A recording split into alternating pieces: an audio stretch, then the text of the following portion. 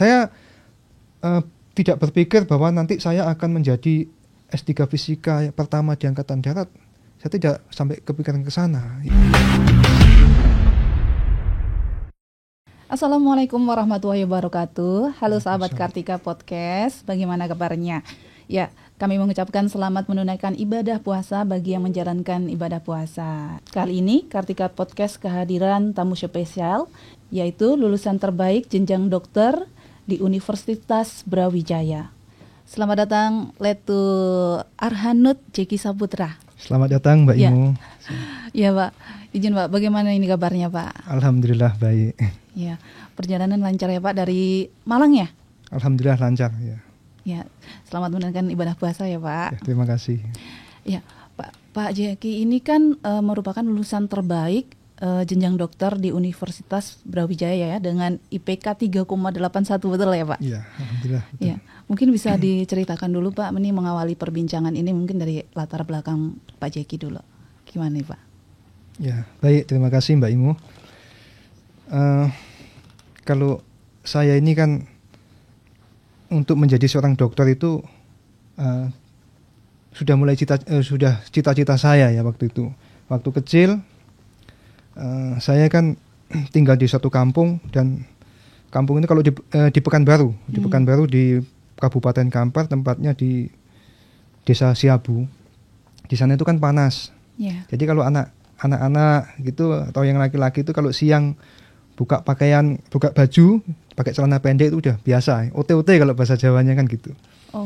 Jadi kalau mohon maaf, kalau OT-OT di tempat kita itu takjil buat buka puasa. Iya. Jadi waktu itu masih usia 4 tahun, 4 tahun gitu, main-main di depan rumah gitu, pakai celana pendek aja kan, masih 4 tahun. Kemudian kalau anak kecil itu kan kalau nggak diminta sama maknya untuk tidur siang kan nggak mau tidur siang, maunya main gitu. Itu waktu itu saya ditarik tangan saya, ayo tidur siang gitu, sambil dipeluk di lengan ibu saya. Di tempat tidur itu dinina bubuin itu supaya tidur gitu. Namanya anak kecil kan, kalau sedang mau tidur itu kan sambil ngelamun kan gitu, sambil membayangkan sesuatu gitu. Waktu itu bayangan saya itu sambil saya ucapkan kepada emak saya waktu itu. Saya bilang, "Mak," pakai bahasa Jawa waktu itu kan. Oh, iya. Kan di kampung Jawa. "Mak, sok nek aku wis gede, aku kepengin sekolah sing dhuwur kan gitu. Mak, besok kalau saya sudah besar, saya kepengin sekolah yang tinggi gitu." Terus kata ibu saya, "Yo alah le, wong dhewe iki wong gak duwe kok.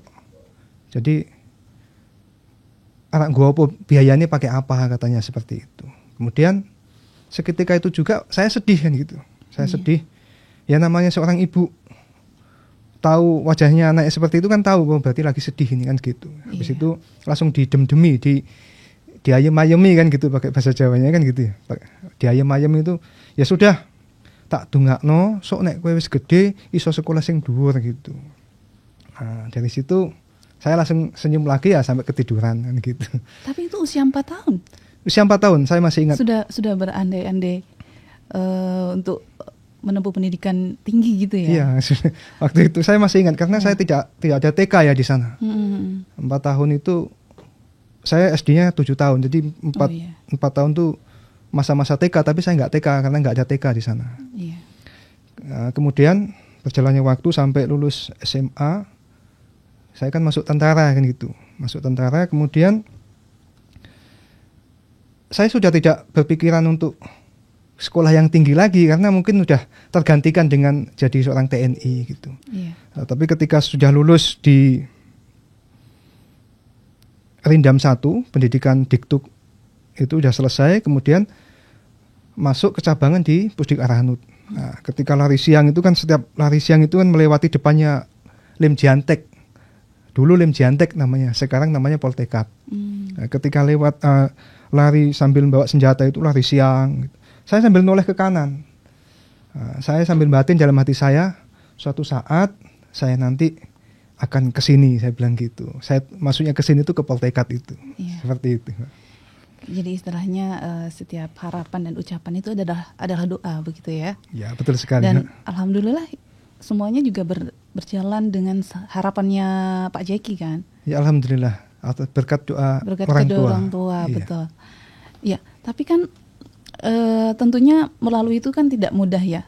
Dulu kalau saya penasaran ini Pak Jeki akhirnya masuk ke TNI begitu kan? Ya. Itu apa yang memotivasi Pak Jeki untuk masuk TNI? Sedangkan kan pengennya sekolah yang tinggi. Berarti mungkin sebelum masuk ke TNI berpikir untuk masuk universitas dulu, kuliah dulu kayak gitu? Iya, betul. Jadi ketika lulus, saya itu SMK jurusannya elektronika. Nah, ketika lulus, alhamdulillah pada waktu itu saya dulu namanya NIM, lulus itu yang nilai tertinggi, nilai akhir itu kan namanya NIM dulu. Yeah. NIM saya itu di seluruh Pekanbaru itu SMK saya nomor 3 NIM tertinggi itu. Yang NIM nomor 1, nomor 2 jadi polisi. Saya yang nomor 3.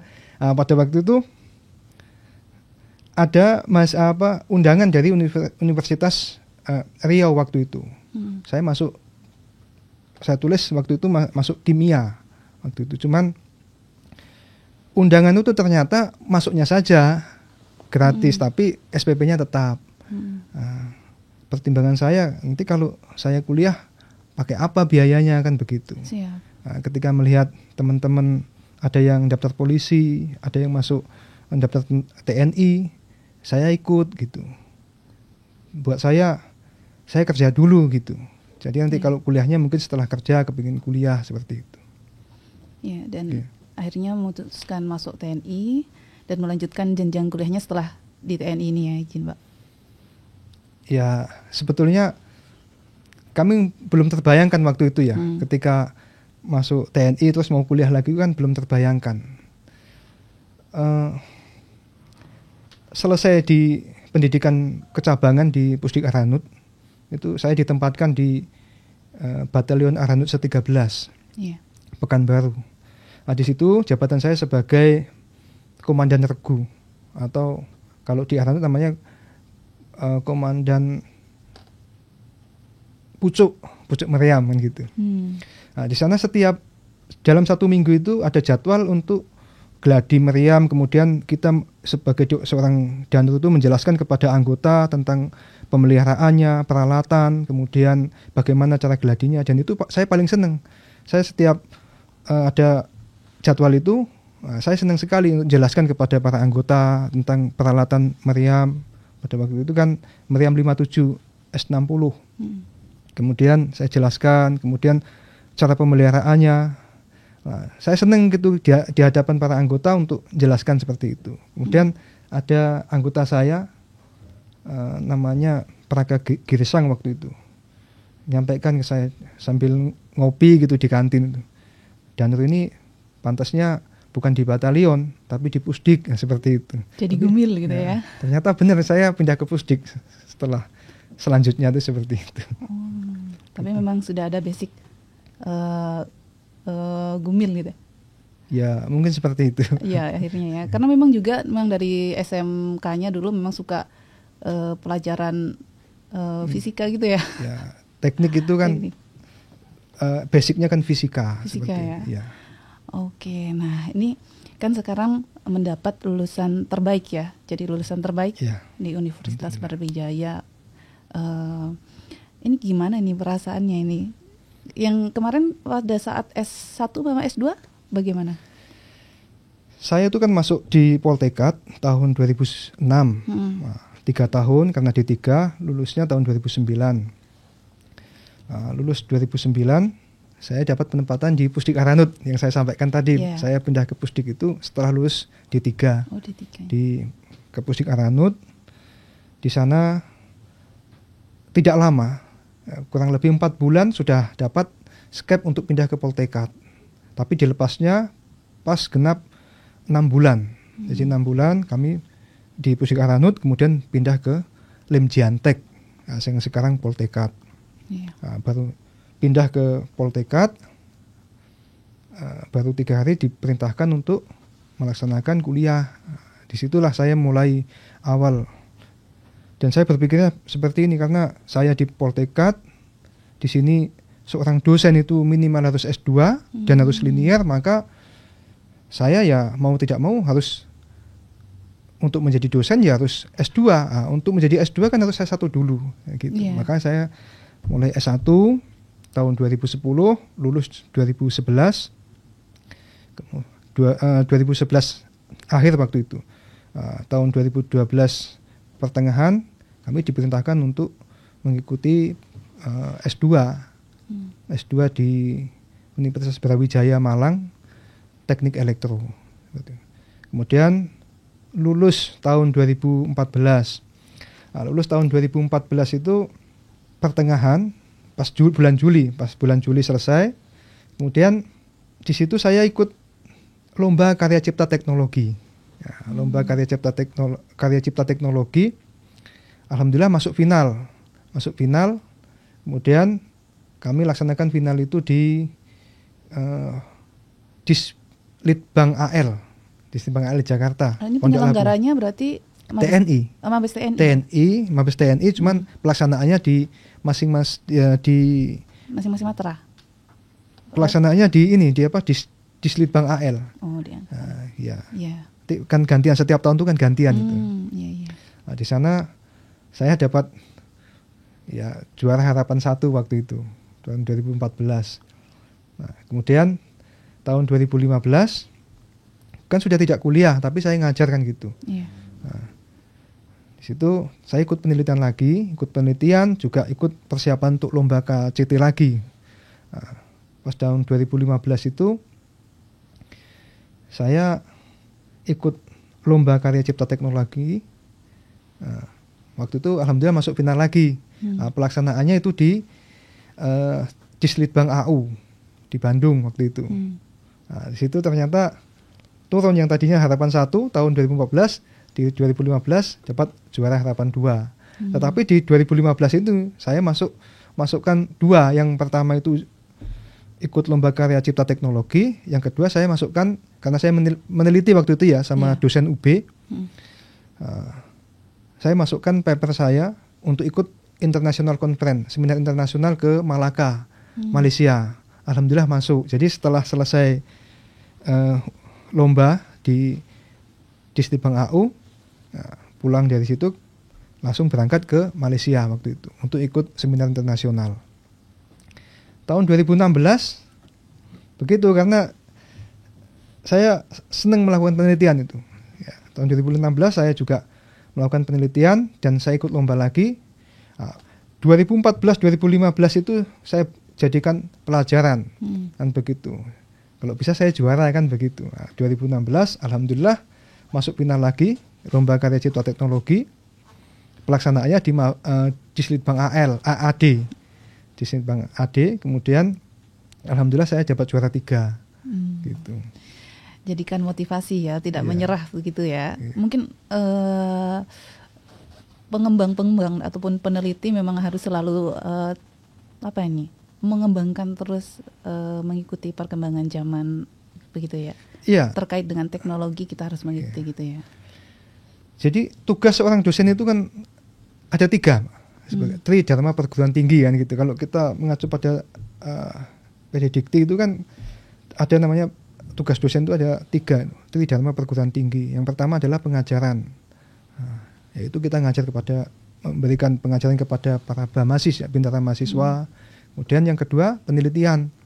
Nah ini penelitian ini kita kalau tidak melakukan penelitian ya tentunya akan sampai di situ saja kemampuan kita itu.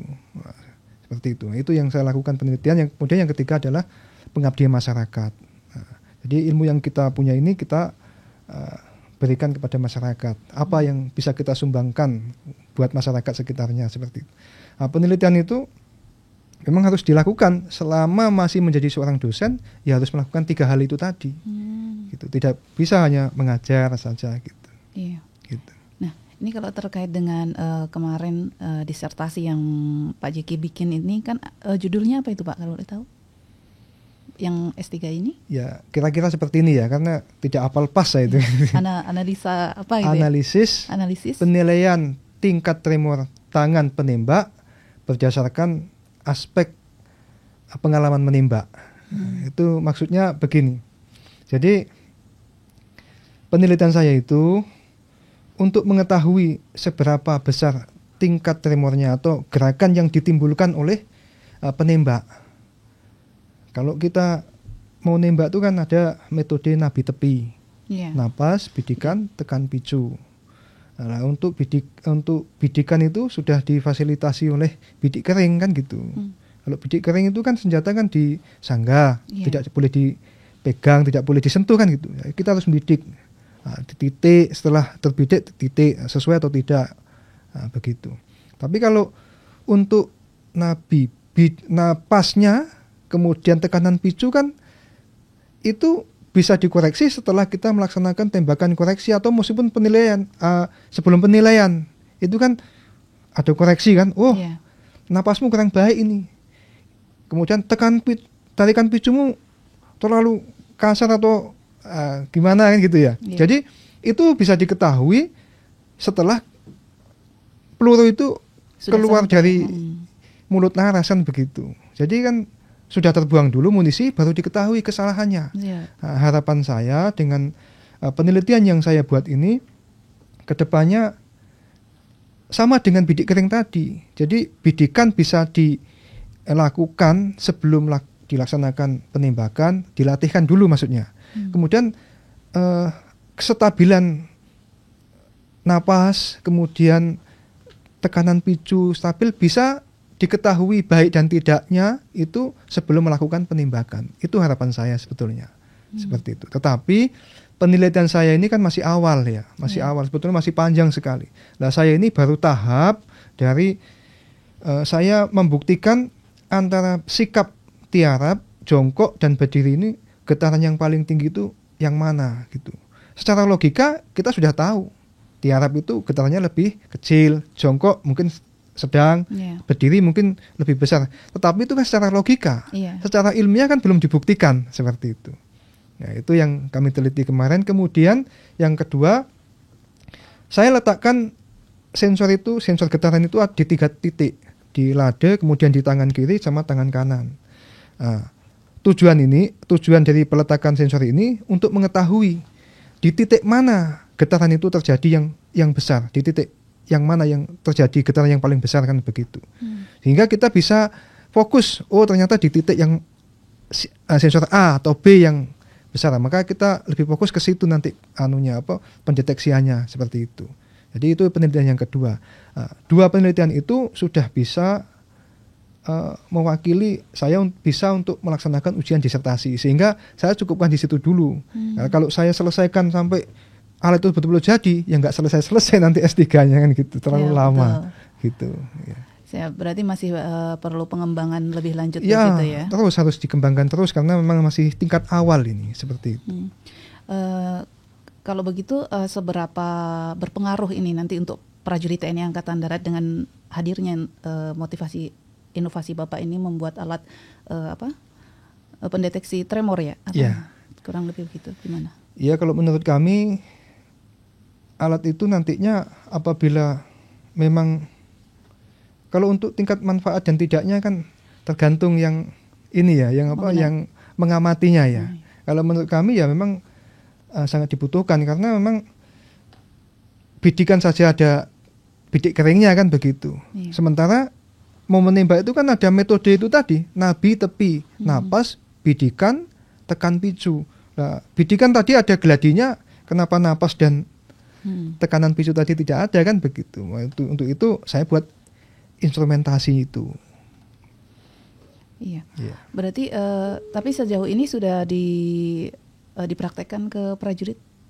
Ya, waktu itu untuk ngambil data kan sudah dipraktekkan. Waktu ngambil data ya. Ngambil data itu kan dipraktekkan. Kemudian saya cari 10 orang petembak yang nilainya 99 ke atas yang bagus. Seberapa besar sih tingkat kestabilan napasnya itu, kemudian tekanan picunya, kemudian 10 orang lagi yang nilainya yang sedang, mungkin 80 sampai 90.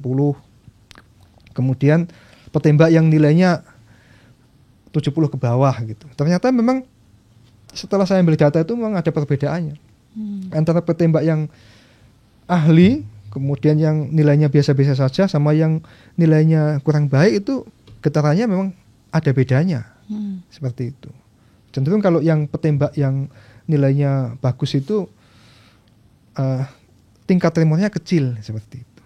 Iya. Berarti setiap orang hasilnya beda-beda begitu ya. Kalau selama pengembangan alat itu apakah ada kendala, Izin? Pengembangan alat ataupun penelitian mungkin ya. Maksudnya penelitian betul. Jadi tentunya kendala itu jelas ada ya. Siap. Kalau tidak ada kendala ya nggak ada perjuangannya. Di mana ya kan? Di mana nilai perjuangannya kalau nggak ada kendala gitu. Kendala yang dihadapi atau perjuangan saya itu tentunya mengorbankan ya tenaga, ya pikiran, ya biaya, seperti itu. Tapi dari segi tenaga itu tentunya saya itu kan kalau dinas mulai pagi sampai sore kan begitu. Pulang itu tidak langsung pulang, karena kalau pulang itu arahnya rumah itu ke barat, kalau arahnya kampus itu ke timuran begitu. Jadi saya pulang dinas nggak langsung pulang ke rumah, tapi langsung ke kampus. Selalu seperti itu. Saya betul-betul pakai prinsip HHN, hadapi, hayati, nikmati. Ya, mungkin saya kadang sudah menikmati sekali kuliah itu, sehingga kadang-kadang lupa dengan keluarga waktu itu. Jadi ketika sering pulang dinas langsung ke kampus, pulangnya malam, jam 10, jam 11 saya pulang. Karena saya nunggu profesor itu pulang. Itu pun saya belum pernah pulang setelah profesor pulang. Mesti pulangnya sebelum profesor pulang. Malam memang pulang. Suatu ketika istri saya buat status. Ya, saya kirimi foto ini loh, saya masih ngerjakan penelitian. Saya bilang gitu. Foto itu ternyata diedit. Kemudian ada tulisan di situ. Suami pagi kerja sampai sore, pulang kerja langsung ke kampus, pulangnya malam. Mudah-mudahan ini menjadi suatu keberkahan, istri bisa sabar, kemudian anak bisa mendoakan agar sukses. Di situ ya saya langsung terdiam waktu itu.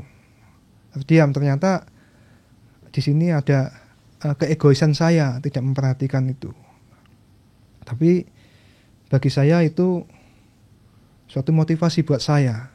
Karena sampai kapan saya seperti ini? Kalau saya tidak sungguh-sungguh, maka tidak selesai-selesai. Dan saya akan seperti ini seterusnya. Sampai kapan? Sehingga saya tambah semangat lagi. Saya berikan penjelasan kepada anak istri saya. Dan alhamdulillah berjalannya waktu tidak sampai 3 tahun saya selesai S3 itu. Aduh, saya jadi terharu sebenarnya. Jadi ini jadi memotivasi kita semua sebenarnya, karena memang suami bekerja juga harus dengan support dari keluarga, dari betul, istri. Betul sekali. Dan harus itu. Doa istri kan insya Allah dikabulkan. Ya gitu pasti kan. dikabulkan. Pasti kalau dikabulkan. Makanya hati-hati suami itu kalau sama istri kan gitu. Iya, karena istri ini mempunyai insting gitu. Karena saya juga sebagai istri begitu. Iya, tapi luar biasa sekali ini perjuangan dan pengorbanannya ini, kasih kita plus dong. Luar biasa. Oke. Kenapa sih Pak Jeki ini akhirnya memutuskan memilih fisika di sini? Oh iya. Jadi begini Mbak. Saya mulai D3, S1 dan S2 itu kan teknik elektronika. Di teknik elektronika itu kalau kita belajar tentang komponen umpamanya, komponen contohnya ini sensor. Nah, di situ kita tapi kita itu dijelaskan tentang ini sensor apa, kemudian definisinya apa, kemudian fungsinya seperti apa, nanti kita aplikasikan seperti itu. Tetapi untuk di dalamnya itu seperti apa, ada apanya, kemudian sampai tingkat pembuatan sensor itu belum diajarkan di situ. Nah, sementara untuk basicnya teknik dan khususnya elektronika itu basicnya ada di fisika, basicnya tuh. Sehingga saya putuskan untuk ngambil di S3 di fisika. Saya analogikan seperti ini. Rumah itu umpamanya dindingnya bagus, mungkin kualitasnya yang high class, kemudian cat yang paling mahal, kemudian jendelanya mungkin semuanya kayu jati, atapnya pilihkan yang terbaik kan itu. Tetapi ketika memiliki pondasi yang rapuh, mungkin semuanya 1 sak, pasirnya 10 sak itu kan rapuh ya seperti itu, rapuh. Tidak ada besinya mungkin. Nah, sebagus apapun kondisi rumah itu, tetapi kalau pondasinya, basicnya itu tidak kokoh, maka lambat laun dia akan tumbang, akan hancur kan seperti itu. Begitulah dengan saya. Saya mempunyai S1, S2 elektronika, tetapi basic science saya masih lemah, maka saya kira itu nanti kedepannya akan mengalami kendala-kendala itu. Sehingga saya putuskan saya harus kembali ke basic, ngambil fisika. Dan di fisika itu kan banyak minatnya. Kalau di S3 itu fisika banyak minat. Ada fisika material, ada fisika murni, kemudian ada geofisika, ada fisika instrumentasi dan pengukuran. Nah, saya ngambil yang fisika instrumentasi dan pengukuran. Itu di situ ada teknologi sensor, ada instrumentasi, ya hampir sama dengan elektronika seperti itu. Maka itu yang membuat yang jadi pertimbangan kenapa saya ngambil jurusan fisika S3. Saya tidak berpikir bahwa nanti saya akan menjadi S3 fisika pertama di angkatan darat. Saya tidak sampai kepikiran ke sana. Ya. Memang tujuan saya yang pertama adalah saya menuntut ilmu, dan ilmu itu harus betul-betul bermanfaat, dan nantinya ilmu itu karena saya sebagai seorang dosen, ya, saya harus betul-betul maksimal betul memberikan ilmu saya itu kepada para bintara mahasiswa yang ada di Poltekkad. Seperti itu. Ya, wah, luar biasa sekali. Nah, kalau berkaitan dengan tadi pengembangan dan hasil penelitian tersebut, apa sih harapannya dengan pengembangan-pengembangan yang sudah diteliti saat ini untuk kedepannya? Ya, harapan saya penelitian yang saya lakukan ini kedepannya bisa dilanjutkan, dan insya Allah saya akan lanjutkan itu, meskipun ya mungkin saya lanjutkan dengan pelan-pelan. Saya lakukan penelitian dengan rekan-rekan teman-teman yang ada di Malang, yang ada di Universitas Brawijaya. Di situ ada teman-teman kami yang nanti bisa kami ajak untuk melakukan penelitian sampai dengan ya syukur-syukur bisa jadi alat itu, seperti itu. Ya. Terakhir ini Pak Jeki, mungkin ada pesan-pesan yang ingin disampaikan kepada prajurit-prajurit yang saat ini sedang menempuh jenjang pendidikan di universitas, ataupun prajurit-prajurit yang memiliki bakat seperti Pak Jeki ini, memiliki keahlian di bidang fisika ataupun yang lainnya begitu. Ya, baik.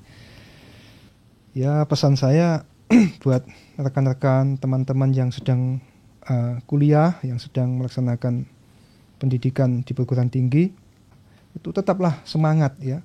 Yakinlah setiap kita menuntut ilmu itu tidak ada ruginya ya, tidak ada ruginya di situ, pasti bermanfaat.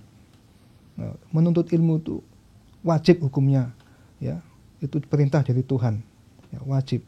Dan yakinlah suatu kewajiban yang diperintahkan oleh Tuhan dan kita laksanakan tidak mungkin tidak diurusi. Ini saya masih punya satu